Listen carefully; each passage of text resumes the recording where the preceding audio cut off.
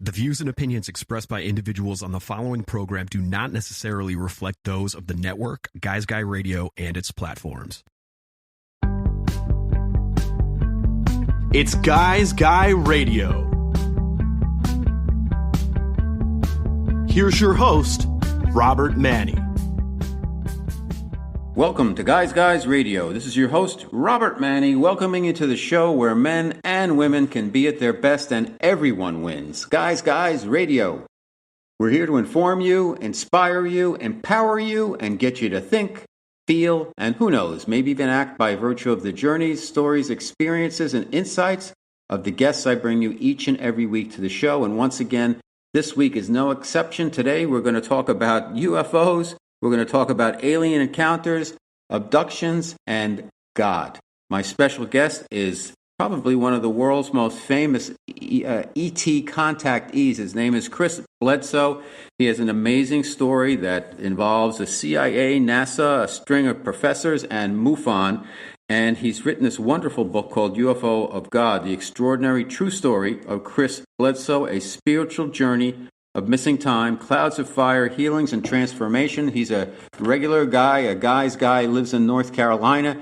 And about 20 years ago, he was contacted through seeing a couple of big red-orange orbs in the sky when he was out kind of in a camping situation with his buddies and his son. And life turned upside down since that point going forward. But now it looks like he's got he's got a real handle on the situation versus it having a handle on him. And we're going to have an extraordinary conversation with Chris. He's really authentic. He's really sincere. He's got security clearance from the highest levels with NASA, CIA, etc. And he is a generous, giving individual. He sees orbs in the sky, and he's seen other beings, if you will, and they have impacted his life through imparting some psychic and healing gifts to him, if you're open to that. And he has examples of that. And he also found himself cured, if you will, from Crohn's disease. And just his life has gone in a number of different directions. And over the last couple of years, it's been projecting upward all the way. And his mission is to tell his story. And that's what he's been told he had made an agreement to do by the beings, and that's what he's doing. So I saw him on another show, on another network, and I was fascinated by him. And what I felt was really a heartfelt story. And it hasn't been all roses.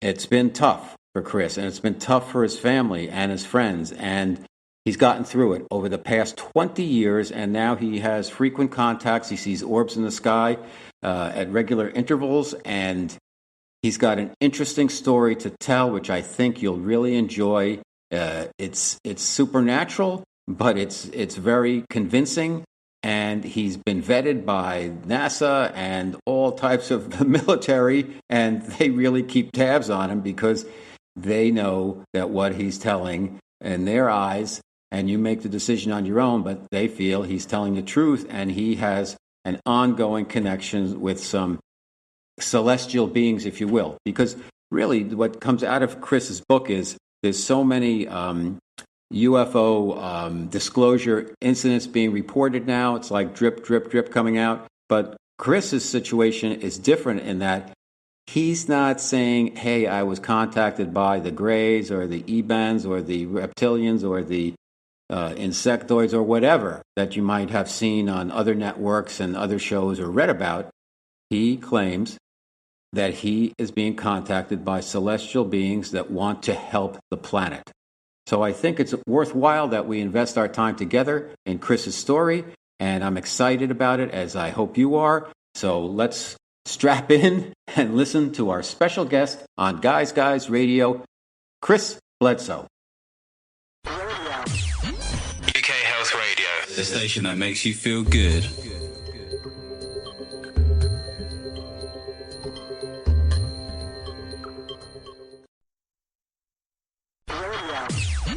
UK Health Radio. The station that makes you feel good.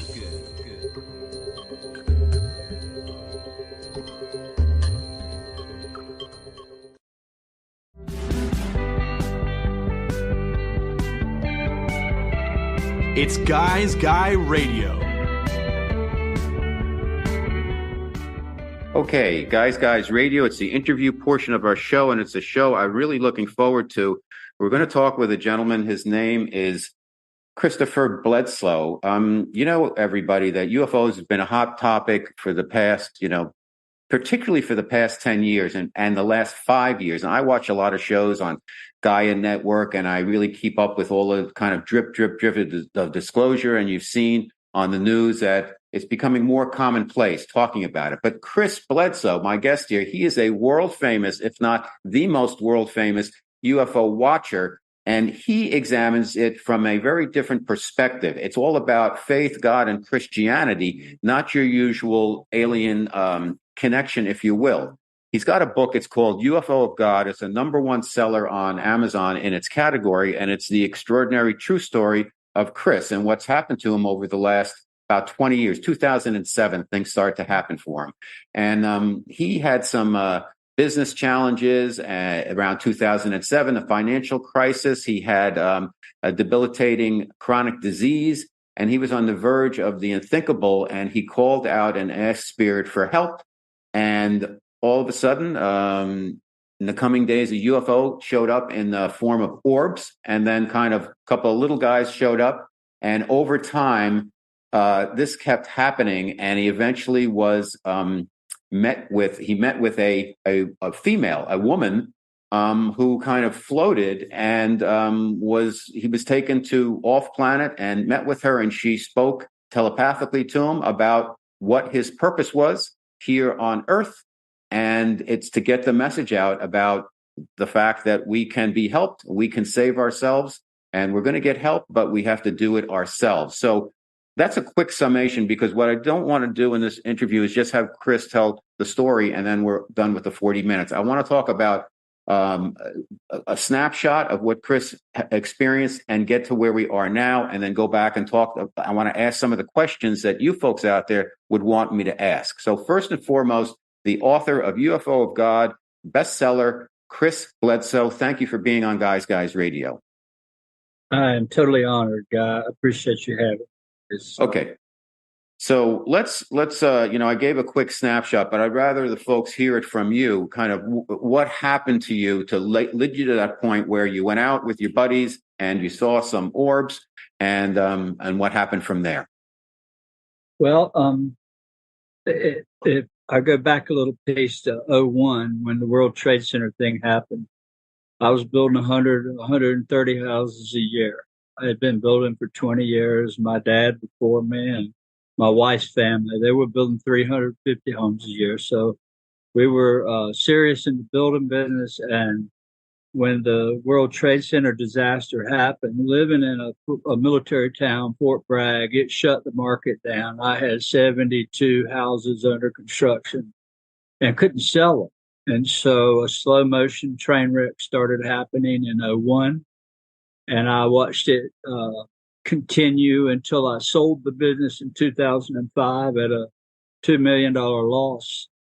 And here I am at 46 years old with 4 children, having to sell my home and pay off everything I could. And now I have literally no way to feed my children. I was faced with getting free lunches at school. And I'm sick with Crohn's disease. I'd had a near-death experience from that in 2004. And that's why I sold the business. My wife sold it while I was in the hospital. And but let's fast forward to 2007. My dad in late 2006 talked me into helping him on a job with some of his crew. He had dad build houses. So I took a job, first one since come out of the near-death thing in 2005. I took a job down on the coast, almost 2 hours away, and was managing his men. They were subcontractors. And my son, youngest son, Chris Jr., was with me. He wouldn't leave my side because I was so sick. He thought he had to be my caretaker. So he was with me. And we finished the job in early January. Actually, New Year's Day, they went back down to do the final punch list and bring a check and called me, "Can we go fishing?" and celebrate. We don't have to go out of town for any longer. They've been gone 4 months. So I agreed. Chris Jr. and I waited on them to come into town, and we took them. After they cashed their checks, we went down 2.5 miles away to the Cape Fear River, and I wasn't in the mood to fish at all. I was in the worst part of my life, the bottom, and my thoughts. Of course, I wouldn't let them know that.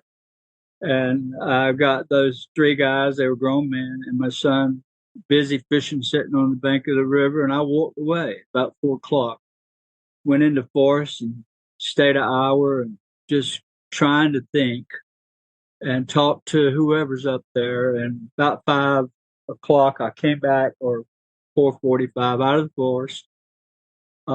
We decided to get a fire going because it was going to get cold that night, and daylight was almost gone. And so I left them again, walking up to the field with the excuse I'm going to look for wildlife and watch the sun go down because it was facing west.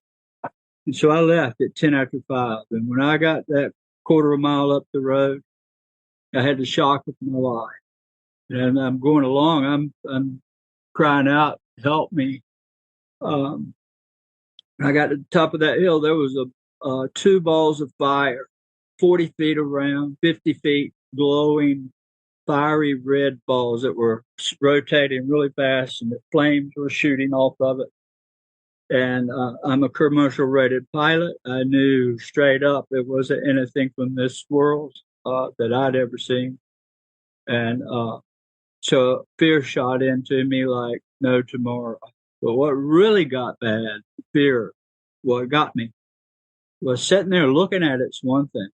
You can go out and ride in your car and see a light go by. That's okay. I mean, that's really cool, right? Sure. But when that light looks at you and says, I see you, I got you on my radar, there's a different feeling to that. And that's what happened. I turned around to run after a few minutes, hiding, thinking I was hiding, peeping up over the hill, and I'd look at those two big balls of fire. They were only 300 yards away and about 100 feet in the air, maybe a couple hundred feet. They were above the trees. And when I turned to run, I looked back one last time, and immediately a third one appeared above me. And it was just like those two, same thing. And it shot down in front of me within a second. And that's when reality hit me that they knew I was there. They were watching me. I was on that radar of whatever this powerful force was. And I mean, that sent the fear in me. And so the next thing I remember, Guy, was trotting up to the fire, the last 50 feet. I don't even remember going down the hill. But when I got there, I was like, you guys won't ever believe what I just saw at the field. I didn't realize the fire was burnt down to a little ember, and they were just standing there, three of them. My son wasn't there. And they're like, where have you been? You've been going all night. And so I didn't realize a 4-hour manhunt had happened. And my son was lost. And when I found him, he was in shock. He had witnessed something from another world, these little glowing beings that scared him to death. And all this happened within a few minutes of me get back to the fire. And suddenly these three orbs appeared up high. We all saw it. One of the guys shouted, and we looked up, and there were 8 or 9 zooming around. They looked like Venus, big stars up there. And 3 of them came down and landed 75 yards from us across the river. So pandemonium set in, and out of there we left. And that's how it all started. And to not get too deep in it, you can tell me where to go. But okay, well, let's take a pause right there. And by the way, it's Robert. So just so you know, because we're friends now. Rob, I'm sorry. No worry, everybody does the same thing, calls me Guy, so that's cool. But just so you know, so at that point, what did you had these big, grown, manly men, and everybody was scared to death.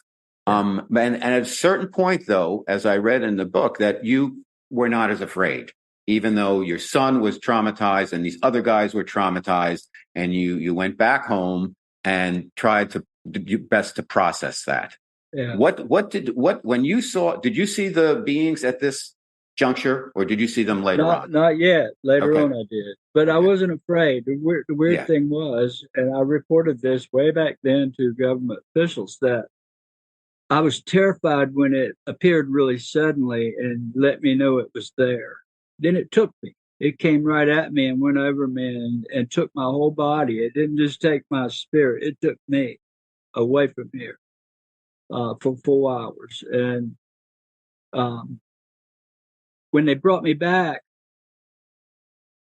I wasn't afraid when it landed across the river. That's the crazy thing. All these Hmm. guys were terrified. My son was in shock. These three men they were doing everything from crying to begging to go home to see their family for the last time. But I wasn't afraid. I was like marveled at it. I wanted to get out and see it more. So they Hmm. did something to me when they took me. So then when you were home, then shortly after this, you felt that they were approaching your home. And because your son was having a hard time and everybody was kind of freaked out and you hadn't completely processed it, you got your gun and said, I'm gonna settle this. You went out there and then things really changed for you. What happened? Well, what happened was that was the second night, the gun. That same night when we got home, we actually left out of there and dropped the guys off. And when we got home, Chris Jr. was running through the house, locking it down, turning all the outside lights on. He'd go in a bedroom and shut the windows, turn the light on, and lock the door, even the bathroom door. Now I'm in my study trying to see on TV, if we're being invaded. I just knew the whole world would have known at that time. Couldn't find anything. And then I heard something go over the house that was just sounded almost like a helicopter from Fort Bragg. And that's what I envisioned. But suddenly my dad has a kennels next door. We live on the same property next to one another. And he had a huge dog kennel enclosed. At one time, he had 100 dogs there, but there were 15 hounds that night, and every one of them went to barking this really strange, afraid bark. They were scared. I could tell they were afraid the way they were barking. This really weird sound. It made chills come on you. So I went out the door with my son in tow. After I had to talk him into it, he didn't want any more of that. But I just thought somebody was stealing out of my dad's shop because the shop was next to the dog kennel. And I could think they're seeing somebody break in the shop. But when I got there, the dogs were looking the opposite direction. They were looking in the forest. And my Chesapeake Bay went ahead of us and was sitting there in front of us, pointing in the forest. And I bumped her on the rear and told her to get it, whatever it was in there, to run it out. I thought it was a bear by then, because if it was a human, they would have went to the highway, not in the woods. If they were frightened. Long story short, when I left running, Junior and I, to cut off the dog to get in front of whatever was in there, my plan was to go hide behind an oak tree in the direction I knew it was going to go, the way she went. And I ran up against that tree full force, thinking Christopher was behind me. And I stopped myself in a full run against this tree, trying to be quiet. And I'm panting like this, trying to keep my breath quiet. I hear the dog coming, and I look back to see if Jenner's behind me, and he's not there. But there's this little being, 4 feet from me, 3 to 3.5 feet tall, glowing like the moon. It didn't have these big almond eyes like you hear about. This looked more like a 4-year-old child, but it had some sort of, uh, the eyes were red, but it almost looked mechanical in nature more so. Um, And if you again, could, Chris, was this the first night, or this was this? this is the This is first still the night. first night. So you did see Yeah. the beings then. So from there, you saw them again when you went out with your gun. That's the next time you Yeah. saw Two, them. 2 nights later, yeah, they came Okay. back. And then, And they actually landed on the property with their orb. It burnt circles in my grass. I okay. have pictures of 16-foot circles they burnt. Moved on, investigated it. And did they communicate with you then telepathically at that point? And Yeah. if so, what did they communicate? Well, the first night when I looked back to see this one Hmm. behind me, I was terrified. I thought it was going to kill me. The dog was coming. And Why here's did the you think thing. that? Why did you think it was going to kill you? Well, I was afraid of it, Okay. and I'd never seen anything like that. It didn't make any moves like it would, but I had my hands against a tree and it's behind me. So I Hmm. turned, I got as close to that tree as I could get. And I put my back against it and dropped my Okay. hands to my side. And I said, I'm sorry. I surrender. I mean you no harm. And this voice came and said, you don't understand. We're not here to hurt you. We're here to help you. And next day I got up. I wasn't sick anymore. I had 17 years I'd battled this disease, Crohn's disease, my doctor called it. And I had been treated 17 and a half years, and Amazing. I no longer had it. Okay. But 2 nights later, my wife was still out of town with her family, her mom, and the other three kids. She come home on Friday, but this is like Wednesday night. Chris Jr., the dogs start barking again, this whole pack of hounds. And it draws us to the back door, and there's these orbs landed in the forest behind us. I don't know what got into me, Robert, but I decided that I wanted to end this because I guess it was because my son was so distraught. Hmm. What happened to him? He was so afraid. He was in shock, and I felt like I was protecting him. So I grabbed a little rifle. I had a 44 Magnum rifle, a little saddle gun. I used to bear hunt with, and I'm on Boone and Crockett record for one of the largest bears in North America. Let's say I've done my share hunting. I Hmm. started hunting at 5 years old. But that night ended that forever. Uh, I walked back there with my gun, and it was landed in a Christmas tree farm, and it was overgrown, so the trees were touching one another, and the only way through the forest is underneath. And I could see it 40 yards in there, pulsating. And I got on my knees and crawled up under. There's a good 3 foot under these trees. There was nothing, not even a weed, because the light didn't hit the ground, just pine needles, and I could see clear in any direction. So I'm crawling up to this thing, and I got about 20 yards or less from it, and the electricity from it was so great, the static, that I felt like my hair became needles and pins all over me, and I couldn't go another step forward. So I turned around and back out of there. And when I got to the edge of the forest, to step out of the forest, I had to go over an old hog fence that was broken down.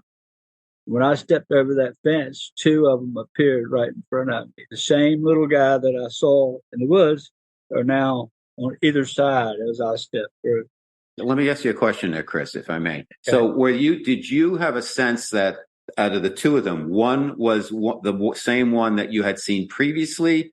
Did they look alike? What were they wearing? I know you mentioned that they had the kind of reddish eyes that kind of mechanically open and close. And they had a logo of like a triangle, upward pointing triangle, and they were Yeah. kind of silvery, translucent. Help me out Yeah, there. they were glowing the soft glow like the moon, but their Mhm. body looked so shiny like glass. Did they have arms and hands and what Yeah, was it? yeah, it looked like a little child, about a 3 or 4 year old child, about that size, and the heads weren't great big like you would see some gray alien. They look more proportional to you and I. Did they look human, or like their face, if you will, with this Yeah, humanoid yeah, looking? they had human traits, but they Okay, were these big glowing eyes were so bright, okay, okay. and their body was so gleaming. It was hard to look at because the I told the MUFON 15 years ago, 16, that it looked like it had a glass cup outer covering of glass. It was Okay. so shiny. All Yeah. right. Let me just take a quick break to let everybody know that Chris Bledsoe is my special guest on Guys Radio. We're talking about his best-selling book, UFO of God. I want to make sure, forgive me for hustling you along a little bit, but I want to make sure we get as much information out there for our audience as possible. So the two beings are there. What happens? And they communicated to you. You changed your feeling at this point from what I read in the book that I'm not Yeah. going to hunt anymore. I'm going to be kind to every sentient being. I don't step on bugs anymore or whatever. Right. They'd all changed for you. Your perspective, Yeah. your consciousness. Is Yeah. that correct? Yeah. They woke me up, and what it told me was, first off, I had this rifle, and I felt this extreme shame. It just came over me like this shame that I wanted to cry. And I just tried to hide it behind my back, this gun, but they knew it was there. And what they began to say was that I need to understand that everything has a consciousness, from the earth itself to every living creature, every tree, every plant, that it is connected to God or the whoever is sending the information for us to operate. We're all connected to it. In other words, you don't the grass, the bugs, if they run from you, they don't want to die, and it's not my right to take that life. And the way they put it in my head, it caused me to completely go through, and I still feel it, this sadness for harming animals that I did growing up, thinking it was. I used to hunt. I used to be a bear hunter. Do you fish still? No, I don't like to do it. I've fished, but I haven't used. Do you eat meat? I'm not trying to play gotcha. Just out of curiosity, do you still eat meat? As little as I can, and the reason for that is because my doctor, I have rheumatoid arthritis, and had been on chemo for the last 7 years, and my doctor said absolutely not. I tried to go vegan, and she's like, "You have to have this protein, or your immune system has to heal." Okay, so the two beings are there, and then because I want to get to this because it's important, I'd like to spend kind of the last part of the interview talking about the ramifications. So they took you, I believe, to meet the quote unquote the lady. Tell us about how you got there and your first encounter. Well, we're going to fast forward 5 years, and what happened there was. When I came back, I told this to the public. I told it to the family. And of course, I was a deacon in the Pentecostal Holiness Church just before those days. I'd gotten sick and resigned, but still I was raised in a church. My wife and her family, my mother, all of big Christians. And well, all of a sudden, I was excited to tell what had happened and that I'm no longer sick. I became ostracized from the community in the church. I was playing with the devil himself. And I'm like, but I was praying to God. I won't pray into the devil, and this is my argument with them. And they're like, if you ever want to go back to church, you can't ever talk about it again. So that ended that. So that 5 years go by. So you hadn't met the lady at this point. So those two beings gave you the feeling about, everything is a sentient being, and then they disappeared?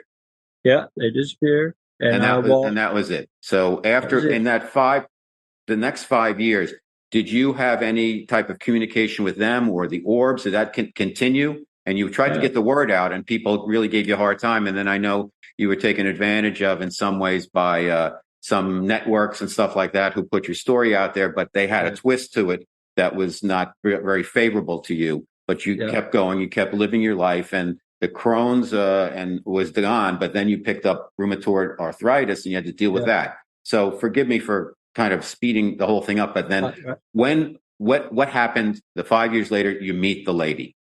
Well, 5 years later, I was ready to give up. I didn't want to talk about it anymore because my children had been ridiculed at school so much by their teachers and their students in the hall. Because I told this, my whole family's suffering bad. Now, they were seeing it with me at my home, our home. The phenomenon never quit. It was hovering over our house or over their cars or in the yard or in the house for all those 5 years. We were all seeing. And so we all became ostracized and isolated together. But I was ready to quit. I went outside and I said, I just want to get one picture. You'll let us see it, but I can't never get a photo. I can't tell my mom and dad, here you are, it's real. I can't tell these people, you're wrong, it is real. And so I said, I quit. I'll never talk about this again. Well, that didn't go over too good because when I went to bed that night, it was Easter. It was Saturday night. I laid down in the bed at about 9:30 and just totally worn out. Went to sleep. 3 o'clock in the morning, I hear a voice say, "Arise," and it was a man. It sounded like thunder. I heard it. I heard it. It wasn't a dream. I Okay. jumped up out of my sleep. I looked, and the clock said 3 a.m. I said, "Who's in my room?" I heard that. I heard it. And next thing I know, I was in some sort of trance, like control by them.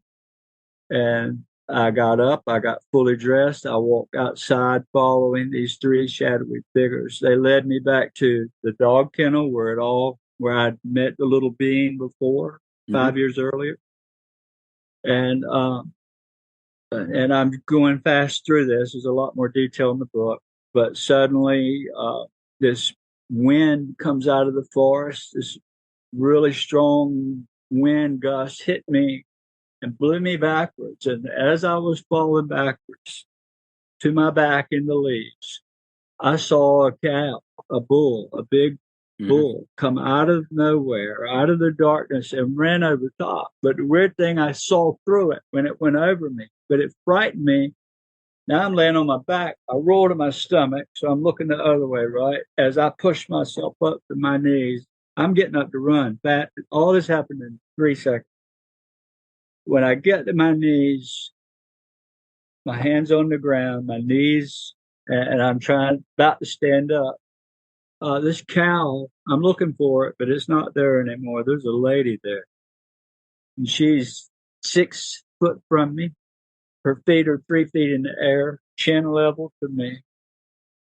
She's glowing like the most beautiful thing you could ever imagine. Her dress was white and sparkly, and it looked Roman, like it had rolls in it, and a collar, and barefooted, and the tops of her feet were all that was showing from her dress was long.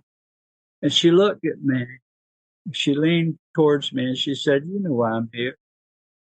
And I knew why she was there. It went right into my soul. She said, "This is your burden you must bear." Because, see, they convinced me when they first took me that I had to tell everybody I knew what happened. And I did, and it got me in bad trouble, my whole family. So I quit. She came and said, "No, you're not going to quit. You must tell what you know. And if you do this, I will always be with you. And I'll allow you to take photos. I'll allow you to share our presence with others." Well, immediately, I began to be able to film them. I began to be able to have friends over, my mom, my dad, relatives, anyone about it, unless they were skeptic.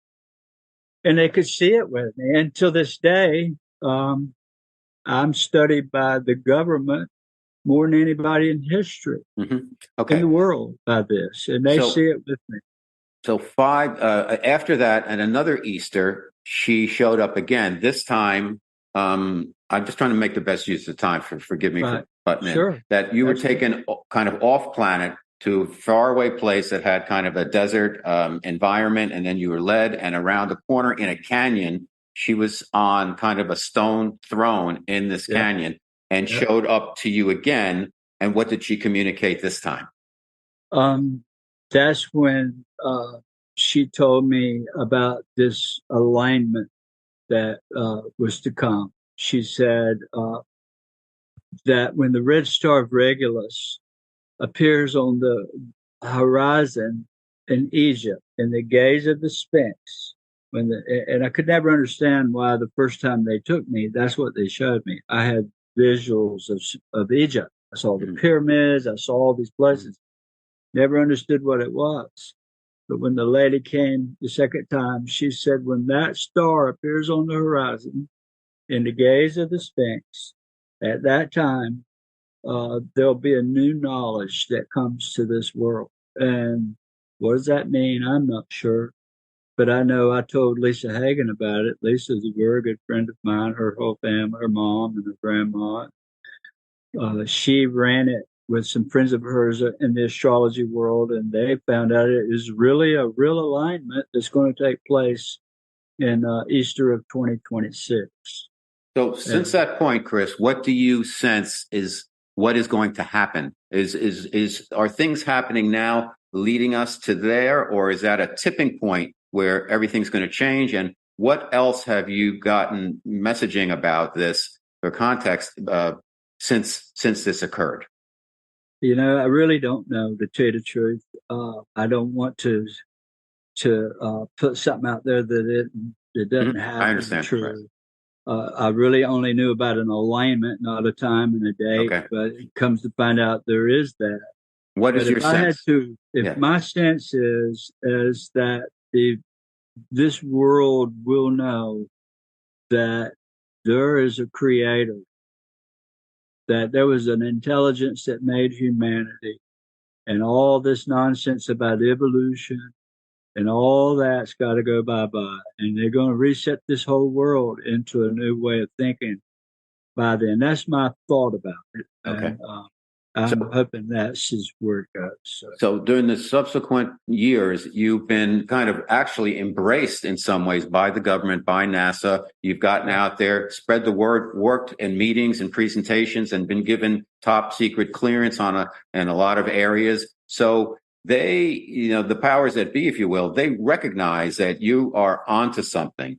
So, and that's continued to this day. So what I want to ask for the benefit of our audience and also for myself is, this is so different. If you watch some of the shows that are about all the different beings from different planets, the Palladians and the reptilians and all the Dracos and the Ebens and the Greys and all of that, what you describe seems so completely unique.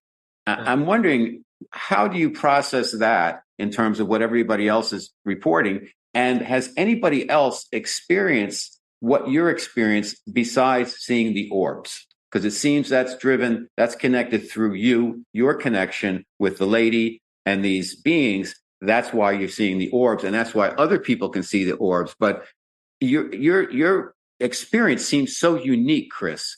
Talk to us about how do you feel about that and all the other information that's out there about all these different types of UFOs and all the information that's coming out about them. All right. Well, let me say this that might ring a bell. It did mine. I told MUFON when they came in 2008 to investigate this case. It was a year later when they came. I didn't talk about it for a year. They said, "What do you think it was?" I said, "Well, I think they were the angels from the Bible." Angels, that's just too much for us.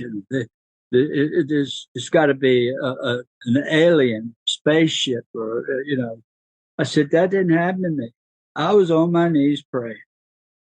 And these fiery balls come out of the sky, remind me of the chariots in the Bible, fiery chariots, right? They came down and took my sickness away. Why would an alien do such? Well, they didn't have an answer for that. So I maintained for the last 17 years what happened to me was spiritual. Mm-hmm. They were more like spirits than physical beings. Of course, I don't know. I'm a baby at this, but I interact with them, and I know what causes them to come, and that's prayer. I'm not a religious person anymore. I don't profess to be a religious person. I don't attend church. And I feel like I can have that commune with myself. I don't need nobody to show me how. In fact, I can show others how. But has the lady been in contact you since the book came out? And has the message changed at all? Has it extended? There's been more, or is it just stay on your course? Because the other thing I want to ask as part of this is you got rid of the Crohn's and then you got rheumatoid arthritis. Has that subsided also? So two questions there. One about seeing the lady again, and two about your health condition. Well, the lady helped me make the decision of writing this book. It was an emphatic yes when I went out and asked about it. And I actually filmed something with wings that flew over, big as an airplane. And it was glowing red and then changed to white. And I'll leave that at that. I'll release that someday. But it was something with big wings come flying right over me, glowing orange. And then it turned to white and turned south and went out of here. But that was a direct answer to should I do this book. Now, it was in Easter of 2022. This year, they came in the form of fire. This yellow fire started in February, all of March, and by the week of Easter, it subsided. It was gone. But that spirit came, and I had these little flames burning around me, next to my arm, over my head. Yes, we had 25 people here, and this fire was burning in between us, around us. They all saw it. I got it on video. Took 100 videos over February, March, and first week of April. But the message hasn't changed, and I'm not sure what that message is, other than I just want the world to know. I don't want to influence people's thought on what it is we're doing. I never saw an alien. I've seen machines flying around. I got them on video in the day. I can take those in the day. These orbs can mimic anything. They can look like a metallic ball. They can look like a black sphere. They can look like a translucent ball. They can look like a flying saucer. Got it. They can mimic anything. Let me ask you this, Chris. I'm sorry again to interrupt, but your arthritis, has that been cured now? Are you better? Well, I wouldn't say it's cured, but I will say in 2019, early 2020, I was in a wheelchair. And my rheumatologist told me, if you get COVID, you're going to be in trouble. You'll probably die from it. And it scared me so bad that I quit taking everything that I was on, which was a whole lot, about $25,000 a month worth of medication. That's how much they were charging my insurance. And I began to get better. I was praying every night for myself. I still do. But from a wheelchair to being able to walk by summer of 2020, and to today, I get to fly my model airplanes, which I've been doing all my life. But for years, I couldn't because my hands, I couldn't even button my pants. Now I can put my shoes on. Still painful, but I'm 1,000% better than I was. Okay. And I give that to this. So one of the things at the end of the book, you say anybody, and I want to get into this a little bit because I think it's important, because you say anybody can contact, but by just you go outside at night and you say, I am here, and then relax and just wait a little bit. And at some point you'll get some type of communication. So my question is this: so many people have had horrific different types of experiences with extraterrestrials, whatever, where, they get taken up in a ship and they're probed, and it's not necessarily pleasant all the time. You mentioned that these are more spiritual beings, and so it's okay to open yourself up to them. Talk to us about how everyday people who are looking for answers and are looking to raise their vibration can make this connection safely. Well, let me tell you one thing that I didn't mention yet. Okay. Was something I found out through an academic professor. I won't say her name, but she's in the book. She came to me early on in 2012, 13, after I spoke about the lady. She came right away. And she told me that MUFON, which is the main reporting agency for UFOs, right, contacted her and gave her 2,000 reports. Now, how many do they get a year? 2,500 or less? They gave her 2,000 reports of people saying they had angelic experiences. Okay. You don't ever hear about those. You only hear about the little percentage that people claim they got anal probe, they got all this. Right. That never happened to me. I am so far removed from that, I can't fathom something like that happening. So I think the majority of these reports are positive. My friends in the CIA tell me, and I'm connected to the highest levels, that I just spent Memorial Day weekend with some high-level guys from Washington, next door to Joe Biden's house. And we had orbs. We were filming orbs over Joe's house. That's amazing. No joke. And, one thing I want to mention to the audience, Chris, and forgive me again, is that since this occurred, you have kind of gotten some powers where you've been part of the healing process for certain people. You become more psychic, if you will. Talk to us a little bit about that. We're running out of time, but I thought that's important, that your abilities have been enhanced. And I'm thinking that I guess anybody's could be enhanced if we know how to work with them and we have this type of contact and communication. What I will say is that when the lady came the second time, within 2 weeks, I found out there was a dog. My dog was badly injured, and there were witnesses there. Grant Cameron is a UFO researcher, one of the bigger ones out there. He was there. He witnessed it. The dog had a big gash across his jugular vein right here, and it was pouring blood everywhere. And I knew she was going to die. There wasn't no helping. None of us knew what happened to her. She was sitting right beside us when it happened.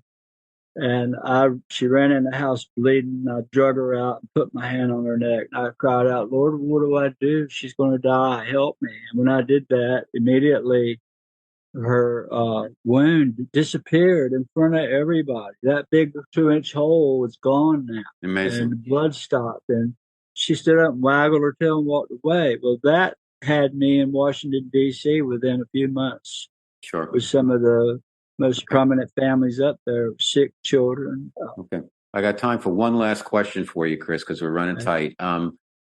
Where can people find out more information about you? And what would be your message be to our audience out there in terms of the totalitarian, the total experience for you? What can people take from this to help them live their best lives?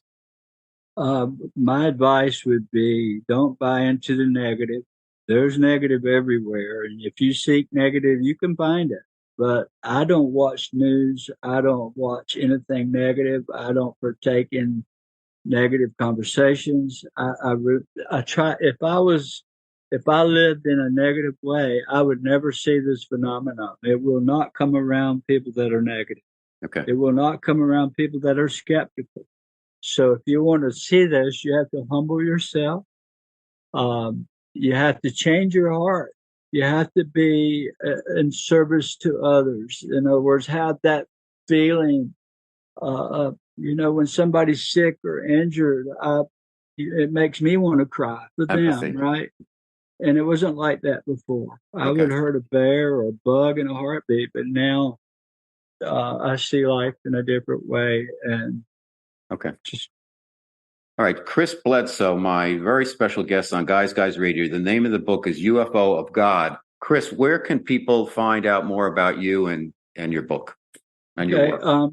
I have a website you can go to is ufoofgod.com. And there is a link to Amazon. You can buy all these, the hardback, the paperback, the audiobook, or the Kindle ebook on Amazon itself, or you can get there from my website. But on my website, we're building it. We're constantly updating it. And so there are links to, we're going to put links to where I'm going to be signing books and appearing. And also there are testimonies from U.S. government officials on there, several high-ranking officials. So. Well, listen, great job. You're doing great work. Again, forgive me for being Mr. Budinsky on everything, but I really want to get as much information out there for our audience as possible. And you do a wonderful job explaining everything in detail in the book, UFO of God.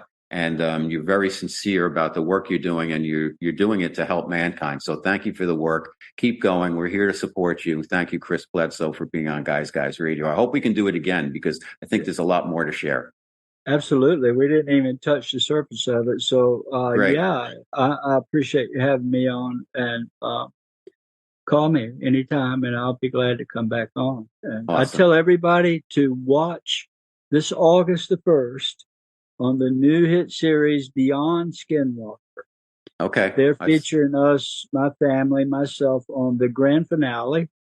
And they want me to plug the show, so I can't tell you what it's about, but I believe everybody that sees it is going to be in total awe. Awesome. I really believe so. Thank you so much, Chris. We'll talk to you soon. Thank you, sir. UK Health Radio, the station that makes you feel good.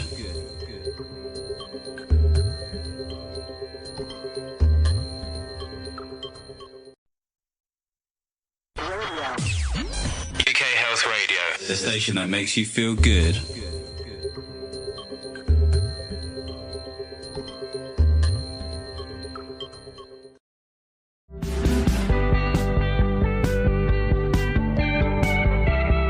It's Guys Guy Radio. What an amazing conversation with Chris Bledsoe. Extraordinary. His story is extraordinary. It's authentic. He's real.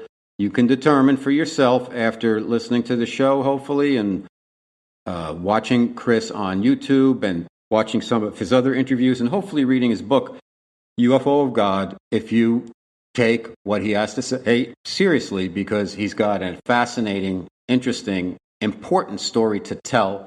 Again, his security is cleared through the highest levels in our country, NASA and CIA and places like that. So he's being watched and he's been accepted by these organizations. It's somebody who's really tapped into something. And it's something very different because it's not about UFOs and insectoids and ebens and greys and all of that.